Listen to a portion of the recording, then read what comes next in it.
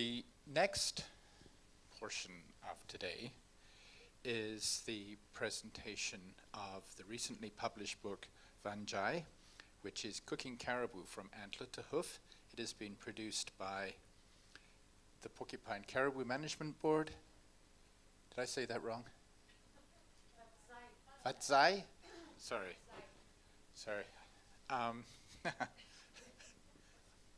My apologies. This book was created as a joint effort of the Porcupine Caribou Management Board and the Vuntut Gwitchin First Nation, with production by Kelly Milner, and the recipes were created by Michele. And this book will be presented, and some samples of the book, I believe, will be made available. The cooking will be made available. We have to thank the Vuntut Gwitchin for kindly sending us some caribou meat to be cooked.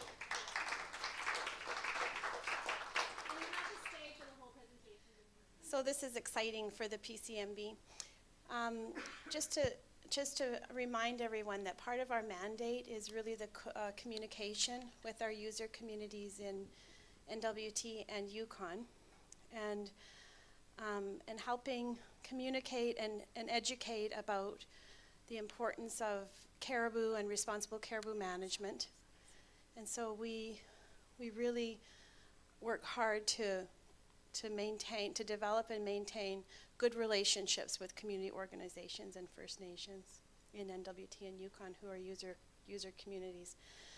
So for years we've heard concerns raised about meat wastage. Sometimes with harvesting, some of the meat is left. And so the PCMB has struggled with, how to kind of address some of the issues, the root issues behind that. And one of the things that we are aware of is that traditionally the Gwitchin and the Nunavut use all of the caribou, have in the past used all of the caribou pieces. And so and some still advocate for that. And so we wanted to take a position where we wanted to kind of celebrate what some of the communities were still doing and help some of the younger generations to learn about that and the importance of using all of the meat when they're harvesting. So Kelly Milner has been long involved with the PCMB in different capacities over the years, and she's even been a board member for a few years. So maybe about 3 years ago, we contracted her to help with some of our communications projects. She's amazing with all kinds of really interesting ideas and initiatives that she puts before the board to see if we're interested in taking them on or partnering. And one of her great ideas was this amazing cookbook. And so we're really happy because it kind of helps us to fulfill a part of our mandate about the communication around the importance of the caribou and reducing meat wastage, and celebrating what is being done and marrying kind of this really neat past with the current in terms of recipes and stuff. So Kelly, if you can kind of talk to us a little bit about the cookbook. We have one here. It's just recently hot off the press. And it is available at the local bookstore here. And we're also going to raffle some off today. So you can talk about it, and then we'll talk about how you can get a ticket for one of the cookbooks. Yeah, you just in case. And Michele is here too. Oh, there you are. You can come up too. Yeah, so thanks for coming out. This is a really exciting project. It's been really fun.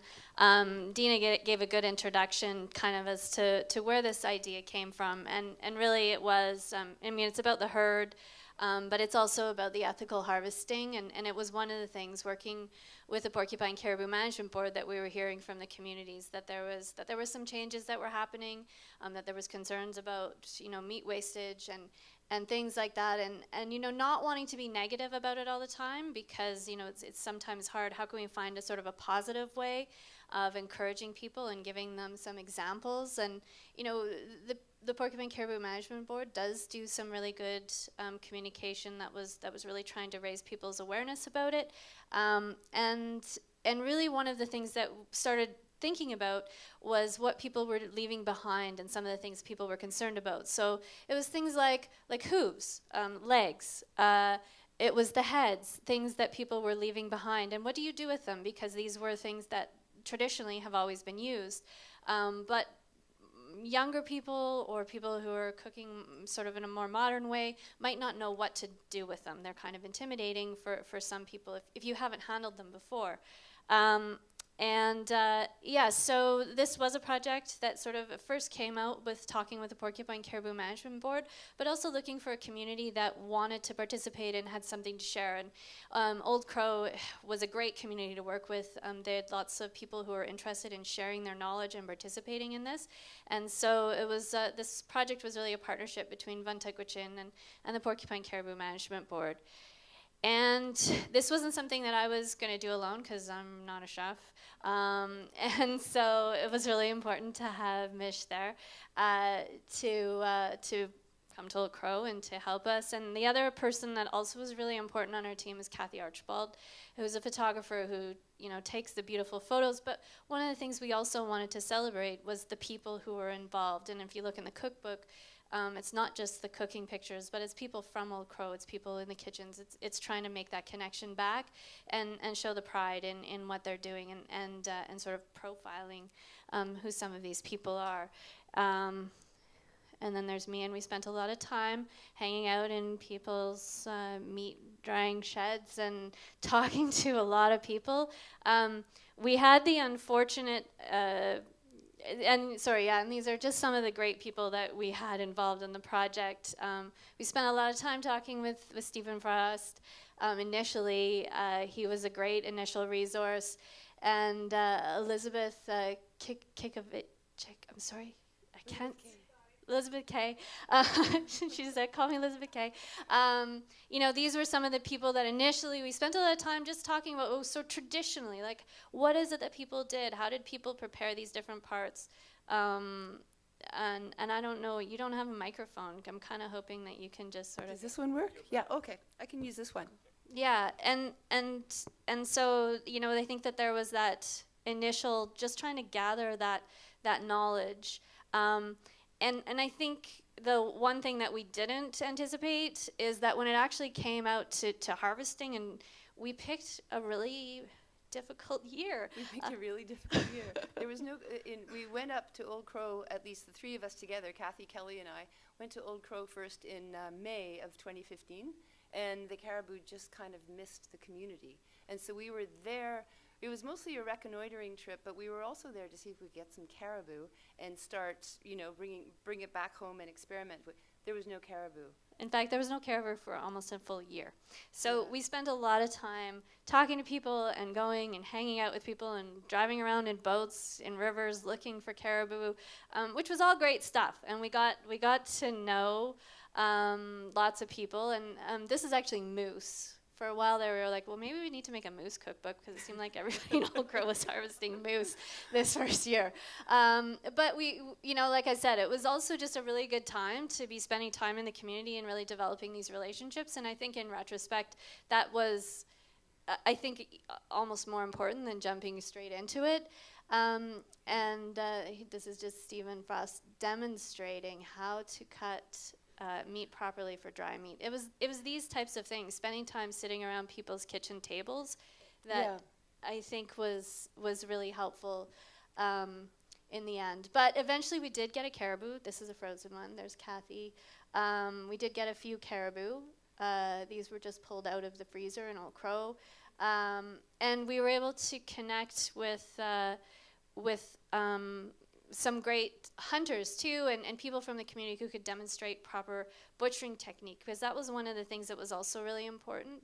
This cookbook is about cooking, but in the back there's some fairly detailed and descriptive ways of how do you skin a head, how do you skin the legs, and how do you properly butcher the caribou. And so it was working with the hunters.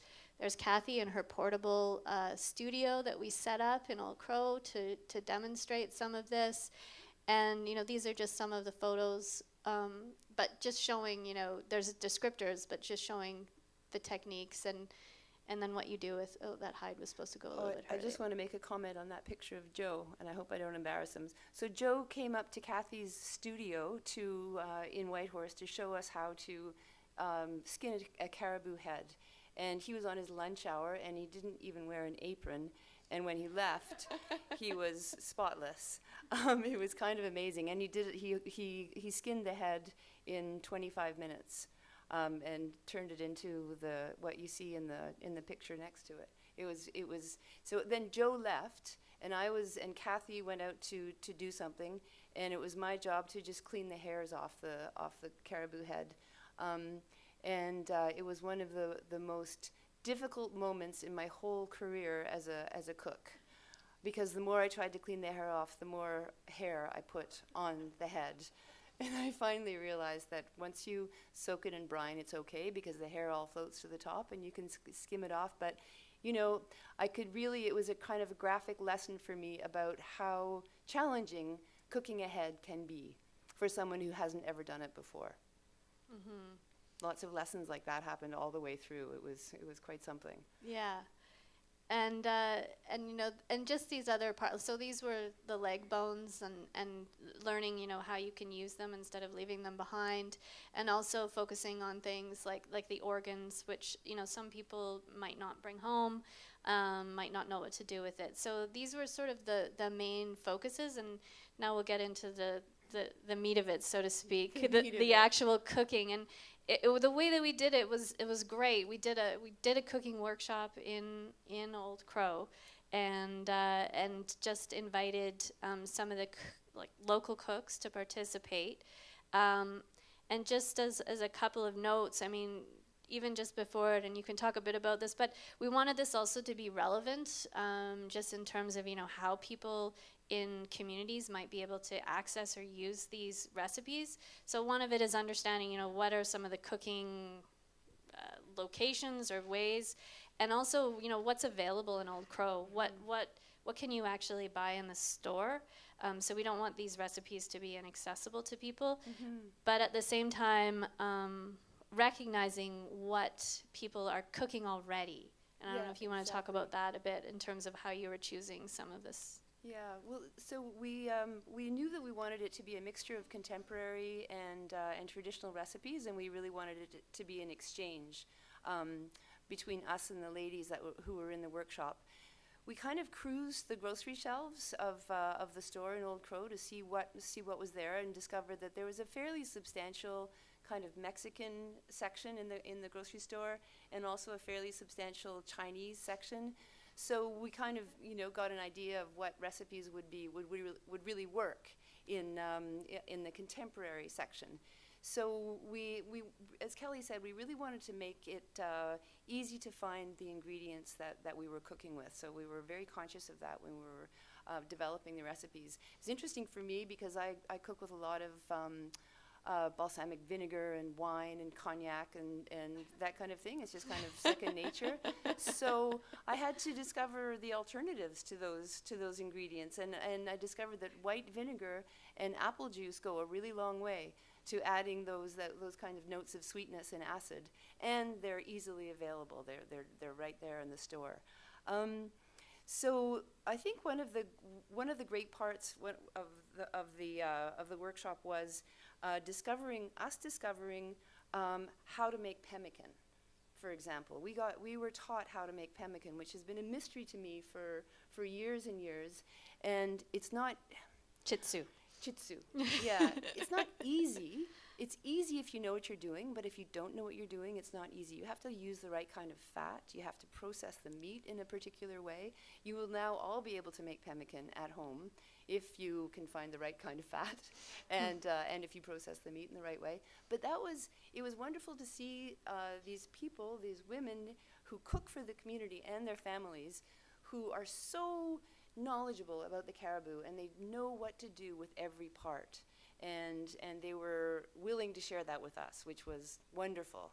And they were also really open and interested and curious about some of the methodologies that we were looking at, like making wontons or ravioli. We made ravioli with caribou brain and oh sure. Okay. There's Are we good? something that just Oh, there's popped something up. funny there. Okay. Yeah, so caribou brains and in ravioli with a browned butter sauce. So what the ladies were, the brain was no problem at all, but the morel mushrooms were, in their dried state, not popular. We passed around a baggie of dried morel mushrooms and had everybody take a big smell, a big sniff, and they all said, ew, we don't want to cook with those. But in the end, they loved the end result. And I guess that's really where we ended up, is that all of us, the 6 ladies, Kelly, me, Kathy, the school janitor, the principal, kids who came in to see what we were doing. I think we were all really happy with the process of discovery, and we were really happy. We are now really happy with the result. Mm-hmm. It's a real collaboration. Yeah. So it's, yeah, I mean, here's the cooks. This is who we spent the time with. And I think, like, what Mish was saying is, no, it really was an exchange. It was us coming and providing with some new opportunities, but it really was learning from them. And, you know, whether it was the chitsu or, like, the head cheese. We had the example of the head cheese where, you know, there was lots of talk about how to prepare it. We went... I tried it. We tried it here in Whitehorse, and I brought some up, and I brought some to Stephen Frost for him to sample, and he said, "My dear, what you have made is very lovely, but it's not head cheese." So, I mean, it was learning how to do it, and that was what was so great. So, you know, we had Bertha come, and she actually showed us, and it was interesting to see that there were other cooks even in the community who hadn't prepared head cheese in the way that she had. And so, again, you know, there was lots of exchange. There was also a lot of kind of laughing and hanging out, and it was kind of a nice thing. I mean, like, I have worked with the Porcupine Caribou Management Board for a really long time. Lots of focus, I think, with the harvesters, and this was the first time I actually did a project with the ladies, and realized that that's a whole other bunch of knowledge and information and understanding of the caribou, and for me that was a really great learning opportunity, and I totally appreciate some of the perspectives that I was able to gain by working with this group of women.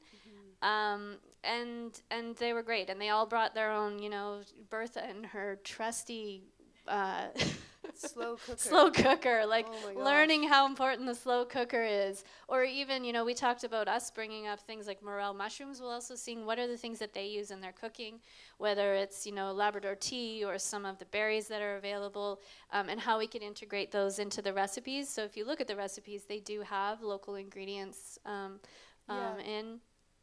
Oh, this is I like the picture. This one is bone marrow.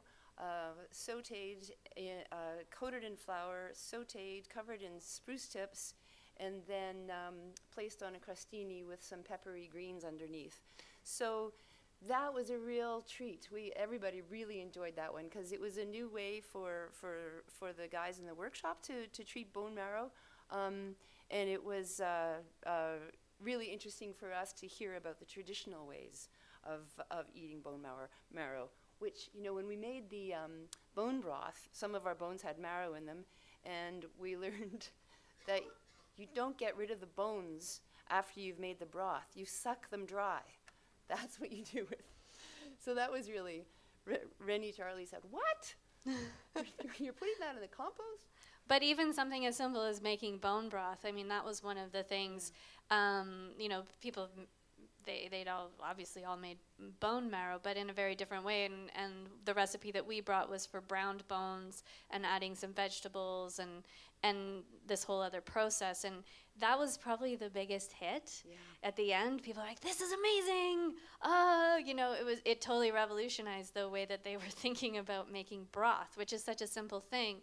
But by creating sort of a basic that's using the bones, which is one of the big things we don't want people to be just discarding, I think that was, you know, and then building it into things like creating wonton soup using the bone broth for the base, and all of these different ways of incorporating it into all of these different recipes. This was I hope that they still have a run on wonton wrappers at the Old Crow Co-op, but we ended up having a lot of recipes that involved wonton wrappers. Yeah, I think there were 3 or 4. Yeah, but I think it's also like Amish was saying, recognizing what's popular, and there are a lot of Mexican-inspired recipes in the cookbook. This one is caribou tacos on bannock instead of a tortilla.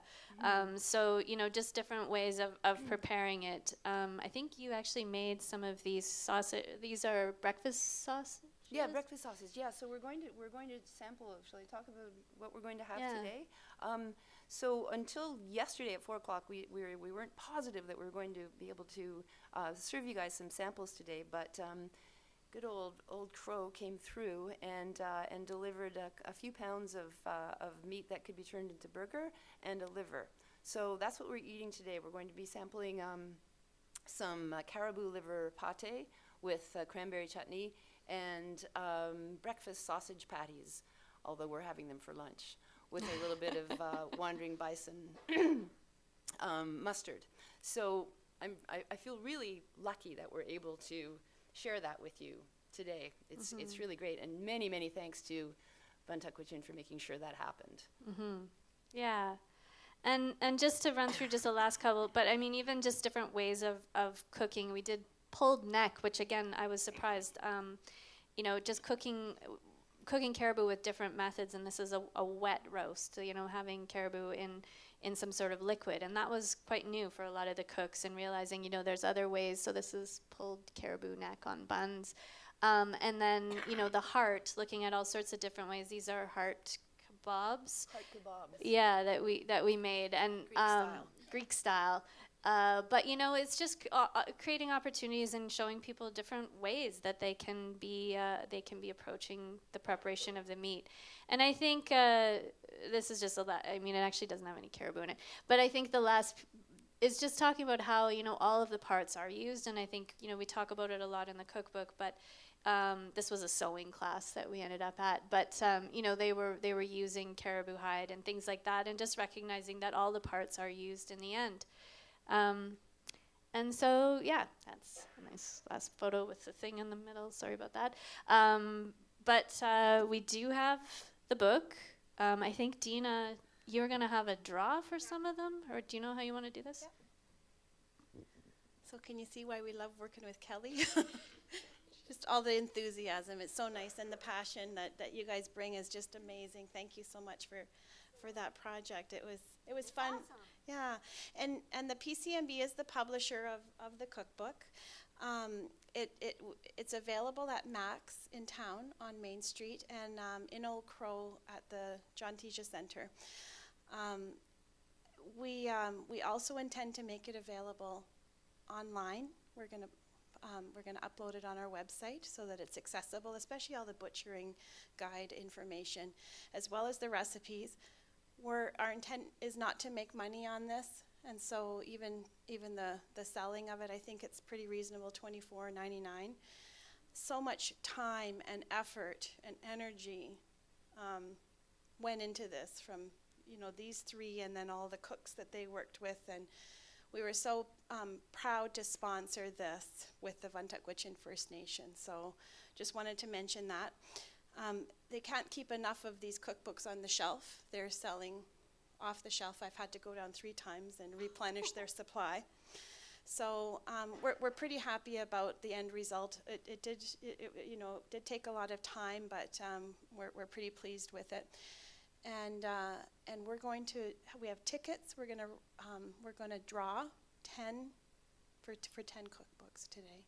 So we've brought them with us, and some other promotional and draw prizes that we have. So if anybody wants to have a ticket, we'll do the draw later. But if you want a ticket, Matt has a roll of those the ticket numbers, and then we'll do that later. So again, thank you for your enthusiasm and for making this project a success. And I think it's going to be around for quite a while. So thanks. And I think